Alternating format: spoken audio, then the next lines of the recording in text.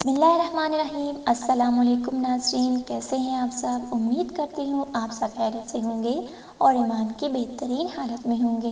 اللہ آپ سب پر ہمیشہ اپنی رحمت و برکتوں کا سایہ نازل فرمائے، آمین ثم آمین۔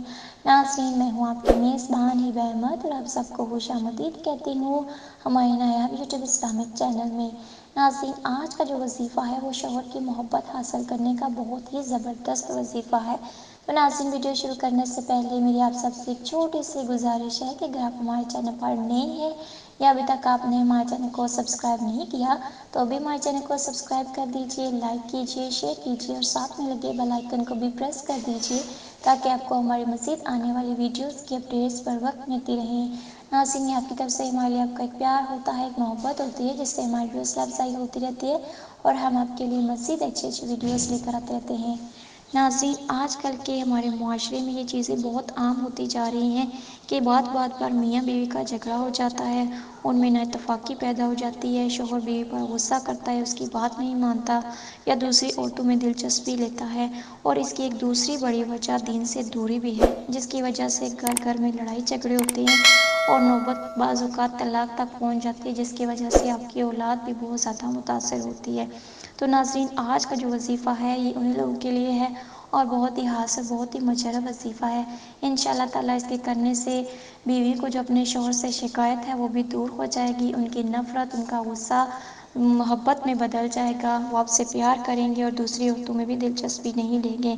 بس آپ نے کامل یقین کے ساتھ کرنا ہے اور نماز کی پابندی کرنی ہے، جتنا ہو سکے اپنے آپ کو ذکر الہی میں مشغول رکھیں، اللہ تعالیٰ کا ذکر کریں۔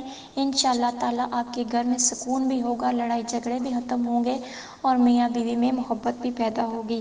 تو چلیے بڑھتے ہیں وظیفے کی جانب۔ آپ نے کیا کرنا ہے؟ آپ نے دن میں کسی بھی نماز کے بعد اول و آخر 3 مرتبہ درود ابراہیمی پڑھنی ہے اور 70 مرتبہ سورہ اخلاص پڑھنی ہے۔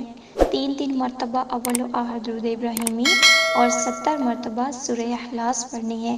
یہ عمل آپ نے 7 دن تک لگاتار کرنا ہے، اس میں ناغہ نہیں کرنا۔ میں ایک دفعہ پھر دہرا دیتی ہوں، اول و آخر 3 مرتبہ درود ابراہیمی پڑھنی ہے اور درمیان میں 70 مرتبہ سورہ اخلاص پڑھنی ہے۔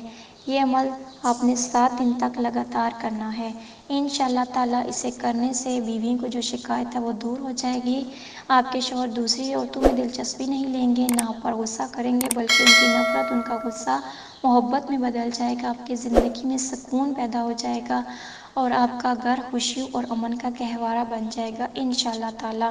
ناظرین، یہ بہت سے لوگوں کا آزمایا ہوا وظیفہ اور بہت ہی مجرب ہے جو میں آپ کو بتا رہی ہوں۔